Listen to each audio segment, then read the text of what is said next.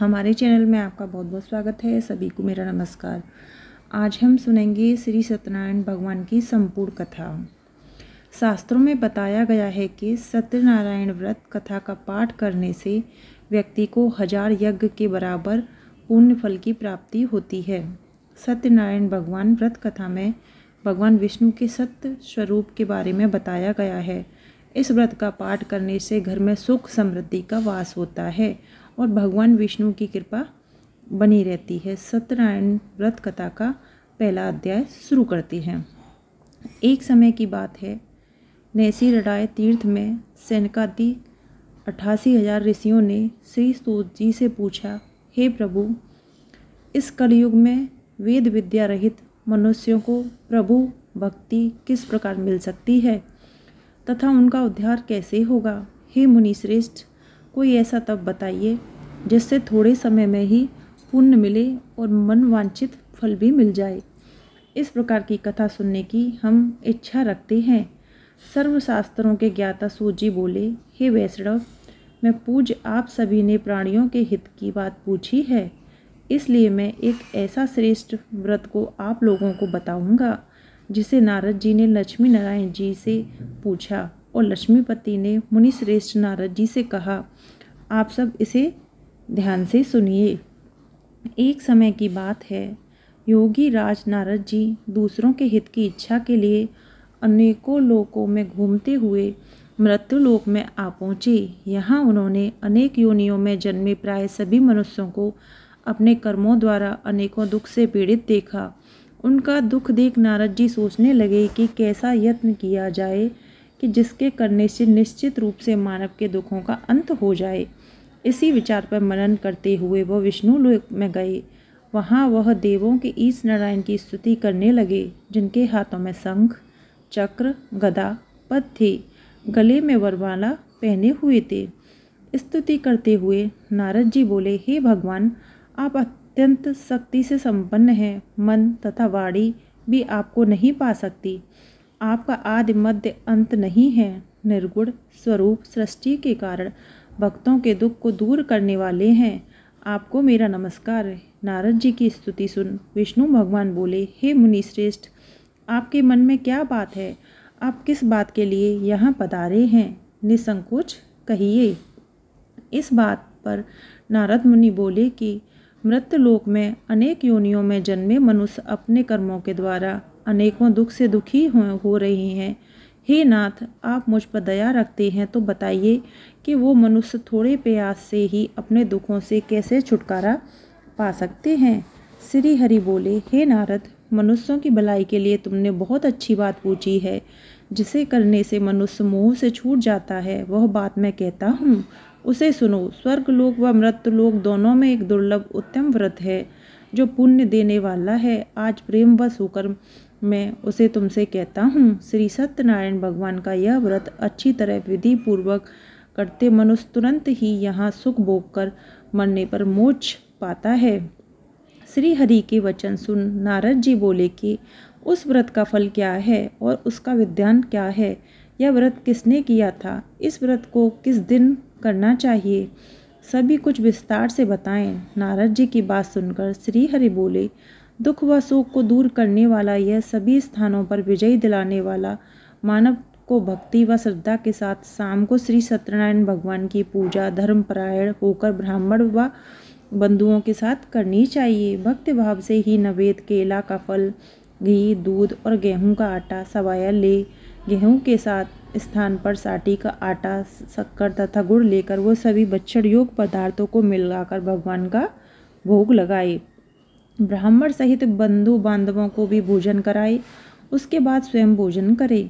भजन कीर्तन के साथ भगवान की भक्ति में लीन हो जाए। इस तरह से सत्यनारायण भगवान की यह व्रत करने पर मनुष्य की सारी इच्छाएं निश्चित रूप से पूरी होती हैं।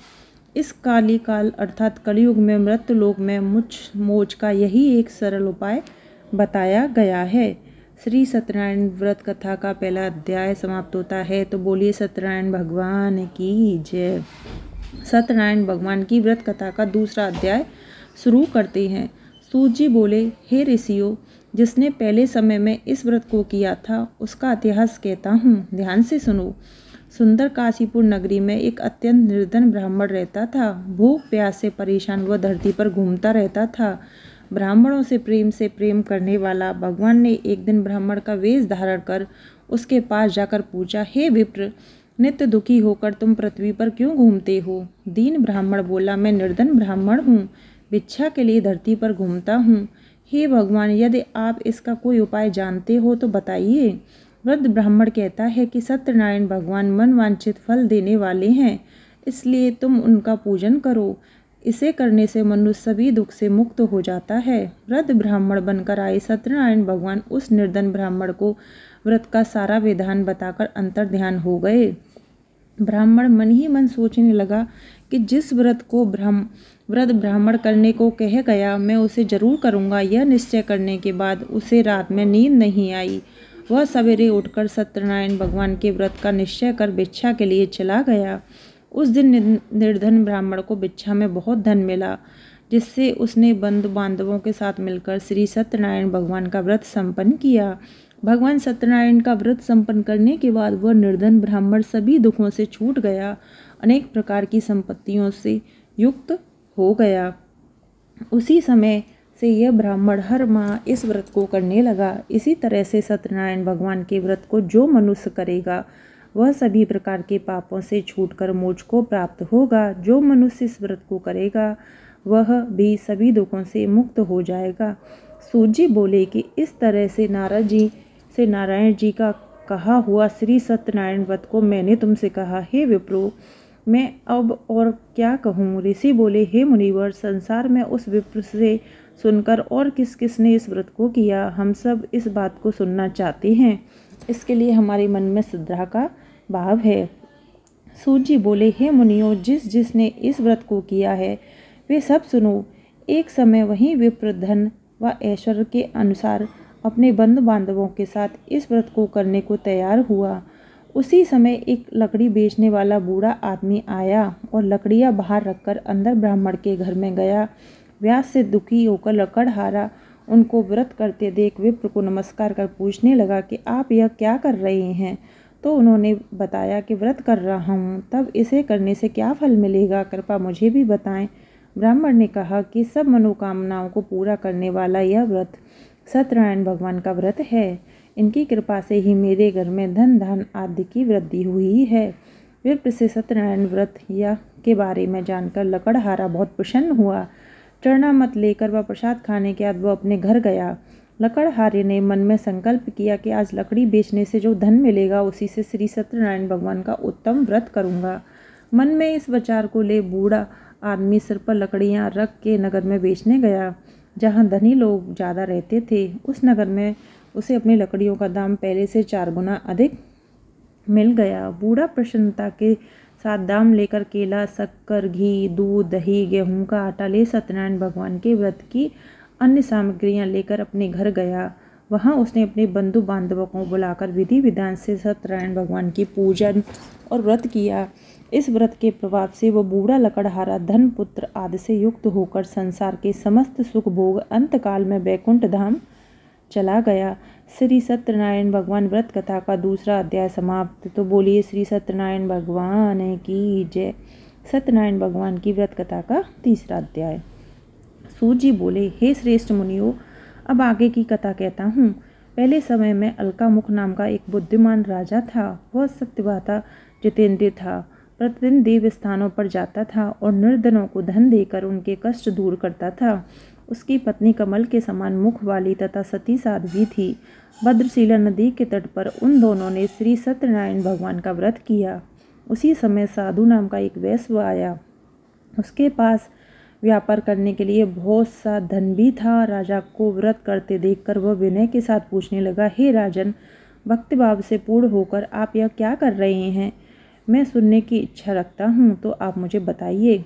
राजा बोला, हे साधु, अपने बंधु बांधवों के साथ पुत्रादि की प्राप्ति के लिए एक महान शक्तिमान श्री सत्यनारायण भगवान का व्रत व पूजन कर रहा हूँ। राजा के वचन सुन साधु आदर से बोला, हे राजन, मुझे इस व्रत का सारा विद्वान कहिए। आपके कथा अनुसार मैं भी इस व्रत को करूँगा। मेरी भी संतान नहीं है और इस व्रत को करने से निश्चित रूप से मुझे संतान की प्राप्ति होगी। राजा से व्रत का सारा विधान सुन व्यापार से निवृत्त होकर वह अपने घर गया। साधु वेश्म ने अपनी पत्नी को संतान देने वाले इस व्रत का वर्णन कहे सुनाया और कहा कि जब मेरी संतान होगी तब मैं इस व्रत को करूँगा। साधु ने इस तरह के वचन अपनी पत्नी लीलावती से कहे। एक दिन लीलावती पत्नी के साथ आनंदित होकर सांसारिक धर्म में प्रवृत्त होकर सत्यनारायण भगवान की कृपा से गर्भवती हो गई। 10वें महीना में उसने गर्भ से एक सुंदर कन्या को जन्म दिया। दिनों दिन वह ऐसे बढ़ने लगी कि जैसे शुक्ल पक्ष का चंद्रमा बढ़ता हो। माता पिता ने अपनी कन्या का नाम कलावती रखा। एक दिन लीलावती ने अपने मीठे शब्दों में अपने पति को याद दिलाया कि आपने सत्यनारायण भगवान के जिस व्रत को करने का संकल्प किया था उसे करने का समय आ गया है। आप इस व्रत को करिए। साधु बोला, हे प्रिय, इस व्रत को मैं उसके विवाह पर करूँगा। इस प्रकार अपनी पत्नी को आश्वासन देकर वह नगर को चला गया। कलावती पिता के घर में रहकर वृद्धि को प्राप्त हुई। साधु ने एक बार नगर में अपनी कन्या को सखियों के साथ देखा तो तुरंत ही दूत को बुलाया और कहा कि मेरी कन्या के योग्य वर देख कर आओ। साधु की बात सुनकर दूत कंचन नगर पहुंचा और वहां देखभाल कर लड़की के सुयोग्य वाड़िक पुत्र को ले आया। सुयोग्य लड़के को देख साधु ने बंधु बांधवों को बुलाकर अपनी पुत्री का विवाह कर दिया। लेकिन दुर्भाग्य की बात यह कि साधु ने अभी भी श्री सत्यनारायण भगवान का व्रत नहीं किया। इस पर श्री भगवान क्रोधित हो गए और श्राप दिया कि साधु को अत्यधिक दुख मिले। अपने कार्य में कुशल साधु बनिया जमाई को लेकर समुद्र के पास स्थित होकर रत्नासरपुर नागर में गया। वहां जाकर दामाद ससुर दोनों मिलकर चंद्रकेतु राजा के नगर में व्यापार करने लगे। एक दिन भगवान सत्यनारायण की माया से एक चोर राजा का धन चुराकर भाग रहा था। उसने राजा के सिपाहियों को अपना पीछा करते देख चुराया हुआ धन वहां रख दिया जहां साधु अपने जमाई के साथ ठहरा हुआ था। राजा के सिपाहियों ने साधु वेश्म के पास राजा का धन पड़ा देखा तो वो ससुर जमाई दोनों को बांधकर प्रसन्नता से राजा के पास ले गए और कहा कि उन दोनों ने चोरी की और चोर को हम पकड़ लाए। आप आगे की कार्रवाई की आज्ञा दें। राजा की आज्ञा से उन दोनों को कठिन कारावास में डाल दिया गया और उनका सारा धन भी उनसे छीन लिया गया। श्री सत्यनारायण भगवान से श्राप से साधु की पत्नी भी बहुत दुखी हुई। घर में जो धन रखा था उसे चोर चुरा ले गए। शारीरिक तथा मानसिक पीड़ा व भूख प्यास से अति दुखी हो अन्न की चिंता में कलावती के ब्राह्मण के घर गई। वहां उसने श्री सत्यनारायण भगवान का व्रत होते देखा। फिर कथा भी सुनी। वह प्रसाद ग्रहण कर वह रात को घर वापस आई। माता के कलावती से पूछा कि हे पुत्री, अब तक तुम कहाँ थी? तेरे मन में क्या है? कलावती ने अपनी माता से कहा कि हे माता, मैंने एक ब्राह्मण के घर श्री सत्यनारायण भगवान को व्रत करते हुए देखा। लोगों को कन्या के वचन सुन लीलावती भगवान के पूजन की तैयारी करने लगी। लीलावती ने परिवार व बंधुओं सहित सत्यनारायण भगवान का पूजन किया और उनसे वर मांगने की मेरे पति जमाई शीघ्र घर आ जाएं। साथ ही यह भी प्रार्थना की कि हम सबका अपराध क्षमा करें।